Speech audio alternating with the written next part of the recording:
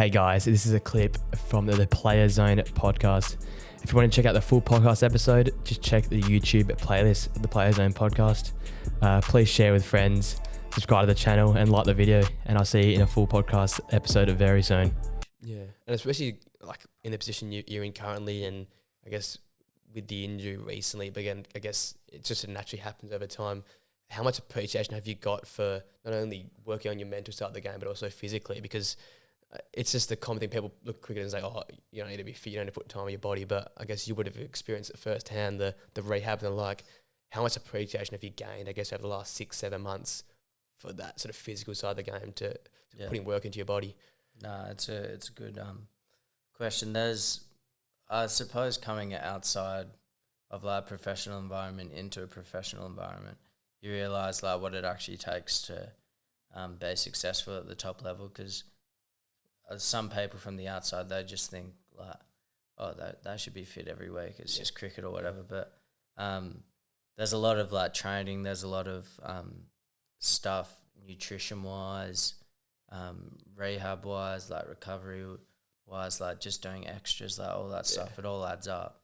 And I think I'm starting to get like more, not appreciation. Like I've always had an appreciation for it, but a better understanding of like how to actually treat my body in like some periods, like listen to my body. Like if I need a day off, like have a day off. If like I've got like a hit or bowl booked and I feel sore, don't bowl. Even though you want to bowl.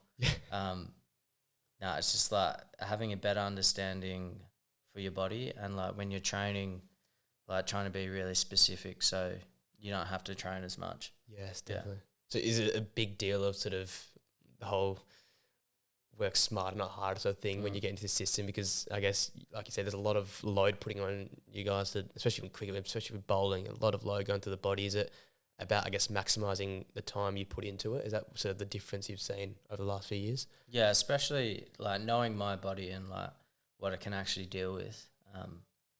Especially at the moment, I can't bowl as much as like I'd want to, but like when I bowl, like I've got to be very specific in like what I want to get out of the session, and like after I've had like a training session, instead of like having a shower and doing what I want to do, just you got to do like stretching, recovery, all that stuff, and obviously another one is probably your habits outside on the weekends. Probably no drinking either. And told me we just finished touching on this, but I guess the last bit, just talking about the rehab, like stress fractures they're not fun because it's not an easy fix at times. Sometimes you feel fine, but it's not fine, sort of thing. What did that sort of rehab look like for you, and how did you get back to, I guess, where you are now currently, going through a proper pre-season? Well, having done it in January, you obviously, I was playing with it. I was playing with it for like a month, and it didn't hurt that much at all. But then it got to like a sort of point where like it was starting to hurt a fair bit, and my side was getting sore. So like we just pulled the plug. But the first month, just do nothing, like just pure rest, and then after that, it's like two months in the gym, just like building flexibility and strength in your legs, and then the next 3 months is pretty hard. It's like pretty much legs, running, like all of that stuff pretty much every day. And it's annoying because I had a holiday booked in like April, which I wasn't able to go on. But nah, it's all worth it. Best sacrifice for the greater good in the end. I talk about the States. This is stuff I'm really excited to hear about. So the state stuff, I guess initially you've played in some representative teams along the way. Starting there, having that foot in the door, I guess earlier, was it interesting to see sort of how it, sort of what it takes, I guess, to make the state system? But did you get a good insight from some of those rep teams through the junior levels? Not really. But probably just my attitude towards the whole thing. Like I wasn't that committed to cricket when like 16, 17, 18, 19. It probably took me to like I was 20, 21 to actually realise that's what I wanted to do.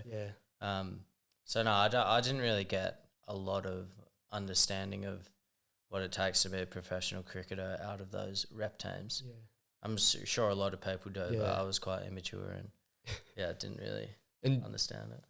yeah, like obviously it's a great learning experience to, I guess, take something from there and say, okay, I need to do this to be, a professional cricketer, to mature. But do you ever, I guess, regret that sort of point in time you didn't take it as seriously, or do you reckon it was all part of a learning experience for yourself?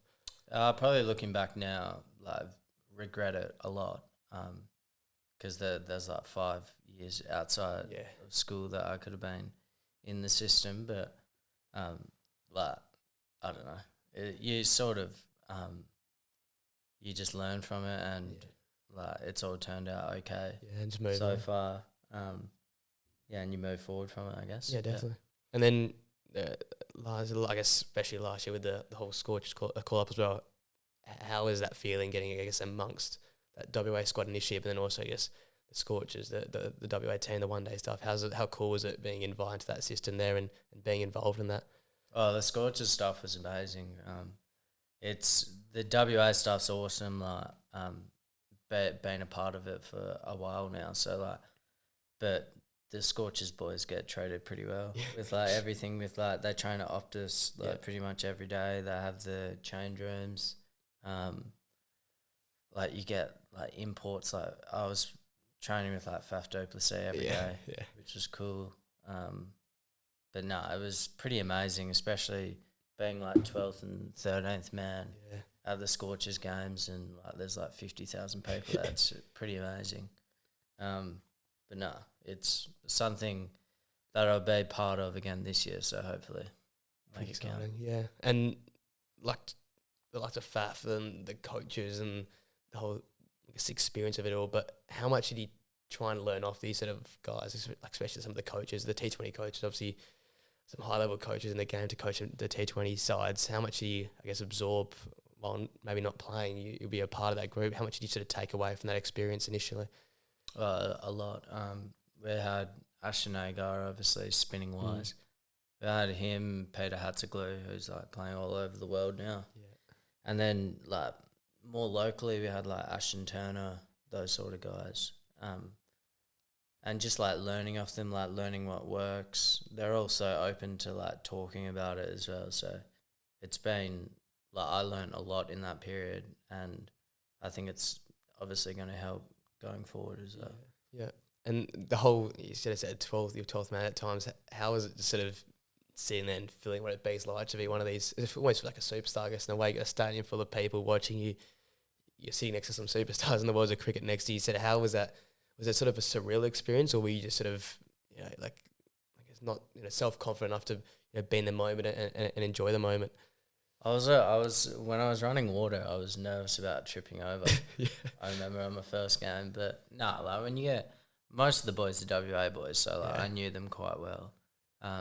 So like, I didn't feel like too out of place, but like when there's a lot of people around you, you tend to get a bit nervous. But no, it's an amazing experience. Definitely. And I guess away from the Scorch, after the whack of the WA sort of stuff, they also been really successful the last few years, winning consistently basically all the titles that are there to be won. Like, how interesting is it, and what have you taken away from that system that sort of explains why the state's been so successful in the last few years? Is it a culture? Is it a training ethic sort of thing? Is it the way the coaches go about it all? What could you pinpoint as probably the reason why it's been so successful? I think it's like a combination of all those things. Like obviously from the top down, the culture's amazing. The coaches, it's fairly player led. So most of the trainings, with the players being like fairly experienced, most of them being experienced, they pretty much run the sessions. Yeah, perfect.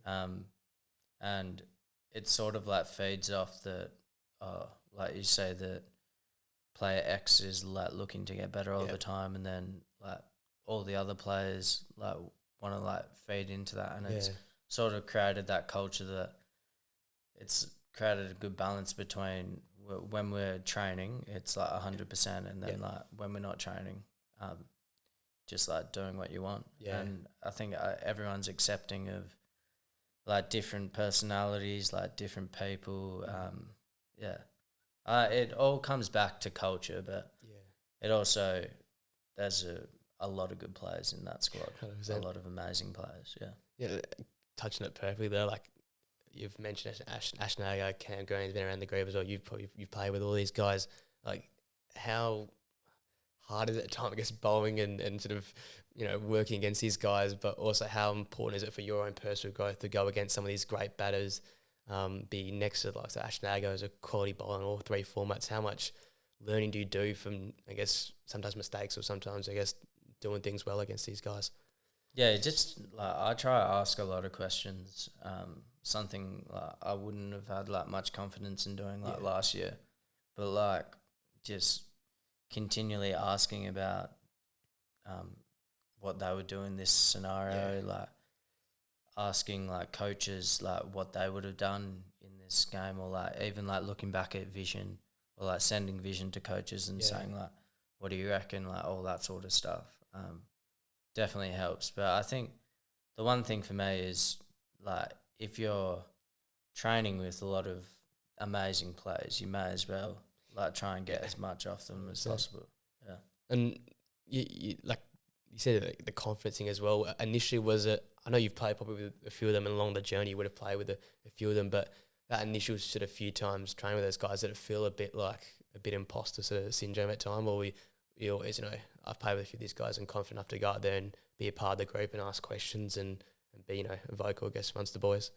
Yeah, I think there's a natural like period where like you're not scared, but like you're just like testing the environment out a bit for the first couple of weeks. But like after you have a beer with them or whatever, like it's pretty easy to talk to them, and from there you can have like conversations around cricket, around anything. But like most of the time, like Ashnaga, if I'm training and like he's coaching or bowling, he's actually asking me what I think. So nice. it sort of like creates that environment of like a bounce back environment. A bit of bounce off, no, perfect. And obviously currently now in pre-season, what does that currently look like for yourself? And I guess like, what does like the WA team do from the start of pre-season to week one down the 1 day stuff? Yeah, so well, we've been in pre-season since like mid-June, where we had like a 6 week block, which is pretty much just running and fielding, which is great fun. Fun stuff. Yeah, and then we've got a week off now, and then we get back. We have 4 weeks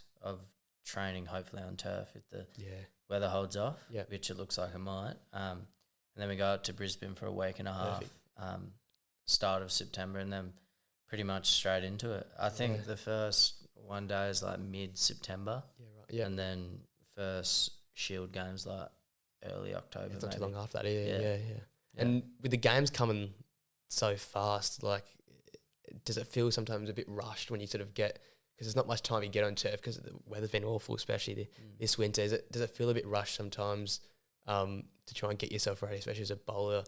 It's one thing bowling on indoor stuff, but when you're on the actual turf, it changes the way you bowl and the like. Do you find that rush into the first game, it can be a bit, daunting, or you don't feel ready enough? Yeah. Well, having played like for Subi, like without the WA stuff, like I'm in a lot. I feel like a lot better going into round one. Yeah. Now, but yeah, I guess it takes a bit to get used to like bowling on turf, but we have like 10 practice matches before round one, so we're like very, I don't know, we're pretty switched on to the fact that we'll be 100% ready to go. Yeah. Yeah, super.